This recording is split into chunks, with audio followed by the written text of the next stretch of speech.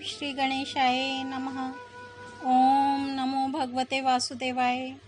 श्रीमद् भागवत में चतुर्थ स्कंद 27वां अध्याय प्रारंभ करते हैं। पुरंजनपुरी पर चंडवेग की चढ़ाई तथा काल कन्या का चरित्र। श्री नारद जी कहते हैं, महाराज, इस प्रकार वह सुंदरी अनेकों नखरों से पुरंजन को पूरी तरह अपने वश में कर उसे आनंदित करती हुई विहार करने लगी। उसने अच्छी तरह स्नान कर अनेक प्रकार के मांगलिक श्रृंगार किए तथा भोजन आदि से तृप्त होकर वह राजा के पास आई। राजा ने उस मनोहर मुख वाली राजमहिषी का सादर अभिनंदन किया। पुरंजनी ने राजा का आलिंगन किया और राजा ने उसे गले लगाया। फिर एकांत में मन के अनुकूल रहस्य की बातें करते हुए वह ऐसा मोहित हो गया कि उस कामिनी में ही चित्त लगा रहने के कारण उसे दिन रात के भेद से निरंतर बीतते हुए काल की दुस्तर गति का भी कुछ पता न चला। मद से छका हुआ मनस्वी पुरंजन अपनी प्रिया की भुजा पर सिर रखे महामूल्य शैया पर पड़ा रहता। उसे तो वह रमणी ही जीवन का परम फल जान पड़ती थी। अज्ञान से आवृत हो जाने के कारण उसे आत्मा अथवा परमात्मा का कोई ज्ञान न रहा। राजन, इस प्रकार कामातुर चित्त से उसके साथ विहार करते करते राजा पुरंजन की जवानी आधे क्षण के समान बीत गई। प्रजापति उस पुरंजनी से राजा पुरंजन के 1100 पुत्र और 110 कन्याएं हुईं, जो सभी माता पिता का सुयश बढ़ाने वाली और सुशीलता, उदारता आदि गुणों से संपन्न थीं। ये पौरंजनी नाम से विख्यात हुईं। इतने में ही उस सम्राट की लंबी आयु का आधा भाग निकल गया। फिर पांचाल राज पुरंजन ने पितृवंश की वृद्धि करने वाले पुत्रों का वधुओं के साथ और कन्याओं का उनके योग्य वरों के साथ विवाह कर दिया। पुत्रों में से प्रत्येक के 100 पुत्र हुए। उनसे वृद्धि को प्राप्त होकर पुरंजन का वंश सारे पांचाल देश में फैल गया। इन पुत्र, पौत्र, ग्रह, कोष, सेवक और मंत्री आदि में दृढ़ ममता हो जाने से वह इन विषयों में ही बंध गया। फिर तुम्हारी तरह उसने भी अनेक प्रकार के भोगों की कामना से यज्ञ की दीक्षा ले तरह तरह के पशु हिंसा में घोर यज्ञों से देवता, पितर और भूतपतियों की आराधना की।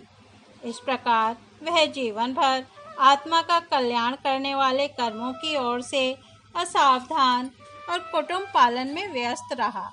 अंत में वृद्धावस्था का वह समय आ पहुंचा जो स्त्री लंपट पुरुषों को बड़ा अप्रिय होता है।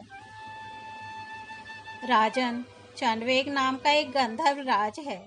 उसके अधीन 360 महाबलवान गंधर्व रहते हैं। इनके साथ मिथुन भाव से स्थित कृष्ण और शुक्ल वर्ण की उतनी ही गंधर्वियां भी हैं। ये बारी बारी से चक्कर लगाकर भोग विलास की सामग्रियों से भरी पूरी नगरी को लूटती रहती हैं। गंधर्वराज चंडवेग के उन अनुचरों ने जब राजा पुरंजन का नगर लूटना आरंभ किया तब उन्हें 5 फन के सर्व प्रजागर ने रोका।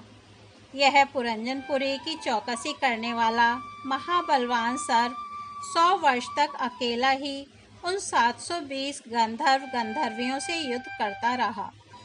बहुत से वीरों के साथ अकेले ही युद्ध करने के कारण अपने एकमात्र संबंधी प्रजागर को बलहीन हुआ देख राजा पुरंजन को अपने राष्ट्र और नगर में रहने वाले अन्य बांधवों के सहित बड़ी चिंता हुई।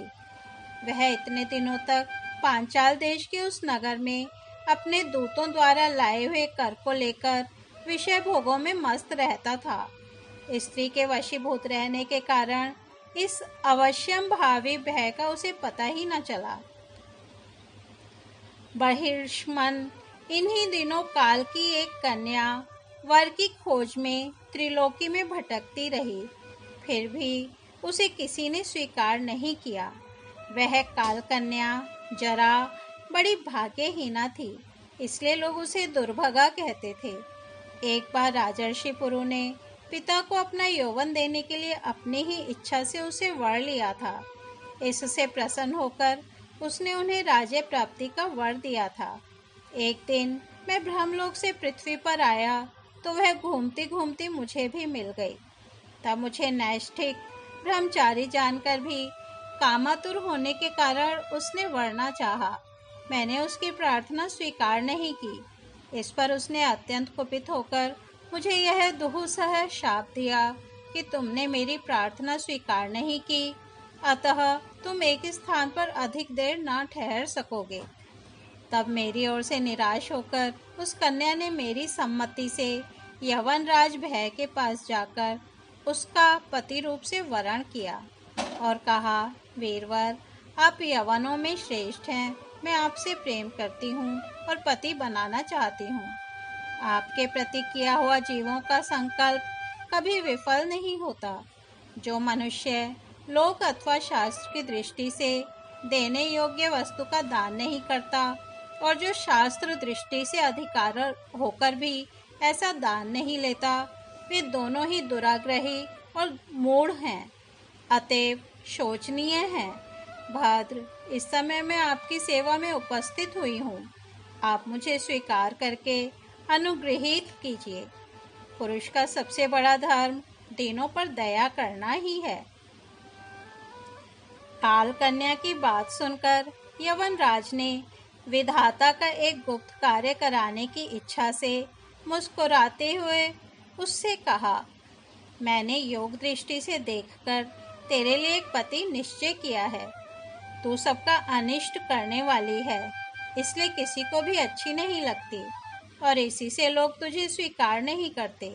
अतः इस कर्म जनित लोक को तू अलक्षित होकर बलात्कार से भोग। तू मेरी सेना लेकर जा। इसकी सहायता से तू सारी प्रजा का नाश करने में समर्थ होगी। कोई भी तेरा सामना न कर सकेगा।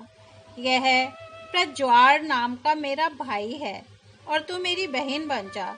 तुम दोनों के साथ मैं अव्यक्त गति से भयंकर सेना लेकर सारे लोकों में विचरूंगा।